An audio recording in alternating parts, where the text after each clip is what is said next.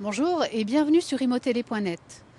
Dans le cadre de notre thématique consacrée aux propositions des candidats à la présidentielle en matière de logement, nous interrogeons aujourd'hui Marc-Philippe Daubresse, maire de Lambersart, député de la 4e circonscription du Nord et conseiller de Nicolas Sarkozy en matière de logement. Marc-Philippe Daubresse, bonjour.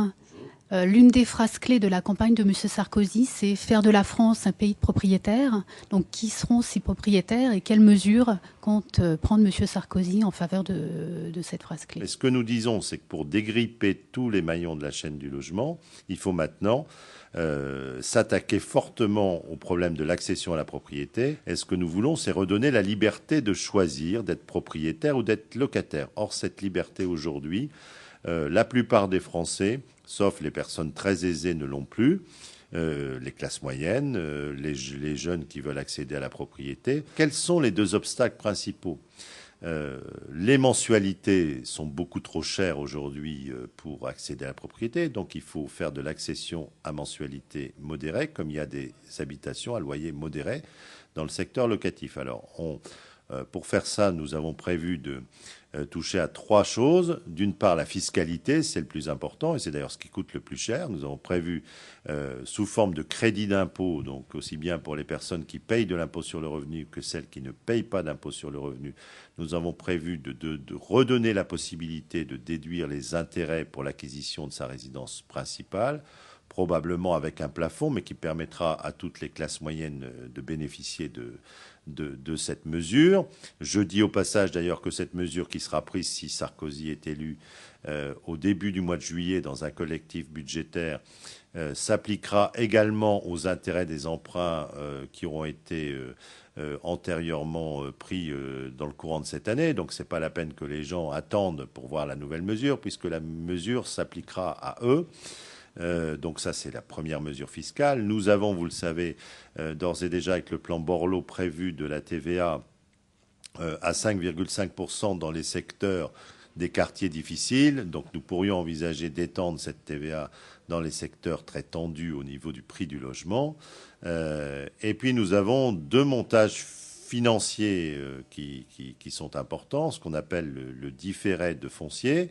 On commence par acheter son bâti, son logement, sa maison ou son appartement, on le rembourse. Une fois qu'on a fini de rembourser son prêt, on va payer son terrain. Et pendant la durée où on paye son logement, le prix du terrain est pris en charge par l'État, le portage financier, ce qui fait que le terrain n'augmente pas considérablement pendant les 10 années ou 12 années où on rembourse d'abord sa maison ou son appartement. Nous avons prévu de donner une caution d'État pour les jeunes qui accèdent pour la première fois ou les personnes qui sortent du secteur locatif qui accèdent pour la première fois à la propriété. Et puis, nous avons prévu de donner des cautions d'État pour des cas spécifiques, par exemple des personnes victimes de maladies qui se retrouvent avec des prêts considérables parce que les assurances leur majorent leur mensualité. Donc, ça, c'est le deuxième sujet. Le troisième sujet, c'est le foncier, c'est les terrains. Il n'y a pas assez de terrains disponibles en France. Il faut que l'État soit exemplaire. Il faut donc changer radicalement la gouvernance des terrains de l'État, où aujourd'hui c'est chaque ministère qui arbitre pour savoir s'il cède des terrains de la SNCF, de la direction de l'équipement, du ministère de la Justice, du ministère de la Défense. Il faut revoir tout ça dans un arbitrage général qui doit être fait au niveau du Premier ministre et ensuite de lancer un plan de mise à disposition des terrains de l'État. Et il faut donner des conditions attractives aux collectivités locales sur le terrain, ce qui peut se faire dans les conventions de délégation des aides à la pierre avec les départements ou les intercommunalités. Il faut donner des conditions attractives pour que les mairies puissent mettre à disposition du foncier à un prix attractif, ce qui nous permettra, quand vous mélangez ces dispositifs sur le foncier, sur le financement du logement et sur la fiscalité, d'avoir de l'accession à mensualité modérée. Donc en clair, aujourd'hui, pour les classes moyennes ou les personnes qui veulent essayer d'accéder à la propriété, c'est plus d'un tiers des revenus, des ressources qu'il faut consacrer au logement. L'objectif, c'est que demain, ce soit moins d'un quart des ressources. Là, on a parlé des propriétaires ou des accédants potentiels à la propriété. En ce qui concerne les locataires, est-ce que vous allez au-delà de la GRL? Est-ce que vous allez l'amender, par exemple? Nous proposons une mutuelle du logement. Alors, la garantie du risque locatif va dans ce sens. C'est un système qui combine de l'assurance avec une prise en charge pour partie par le 1% logement de cas spécifiques. C'est une sorte de locapass pour ceux qui connaissent le système amélioré. Nous améliorerons singulièrement ce dispositif de manière à ce que ce soit quasi une vraie mutuelle pour tous les propriétaires qui veulent se garantir contre les risques d'impayés de loyer.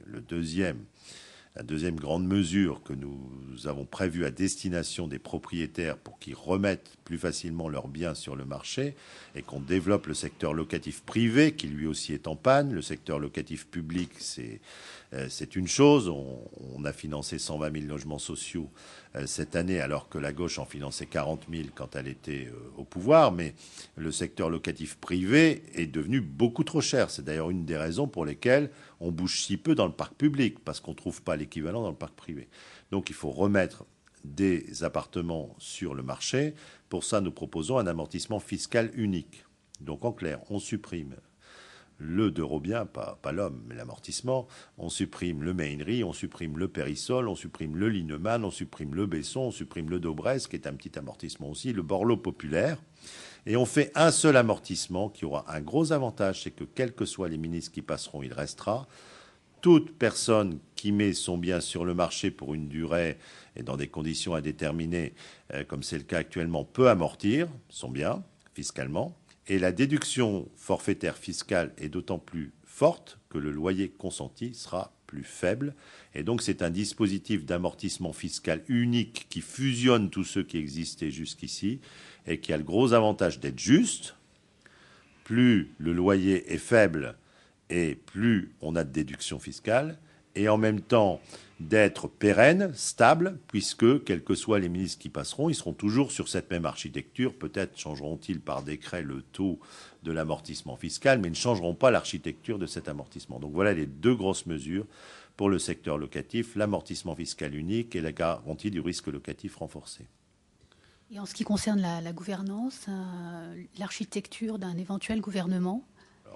Quelle sera l'architecture finale? Je suis un peu trop tôt pour vous le dire. La seule chose que je puisse dire, c'est qu'à l'évidence, si on veut réussir notre principal pari, qui est celui de l'accession à la propriété pour tous, il faut que nous ayons les moyens de nos politiques et donc que l'urbanisme soit bien en lien direct avec le logement. Il faut qu'il y ait un ministère de l'habitat, de l'urbanisme et de la construction qui s'occupe à la fois des sujets liés à la cohésion sociale et au logement social, à la fois des sujets liés à l'accession à la propriété, qui dispose des moyens nécessaires pour peser sur le foncier, le prix des terrains et l'urbanisme, donc qui est sous sa tutelle la direction générale de l'urbanisme intégralement, ce qui n'était pas le cas jusqu'ici. Il y avait une partie à l'équipement, une partie au logement.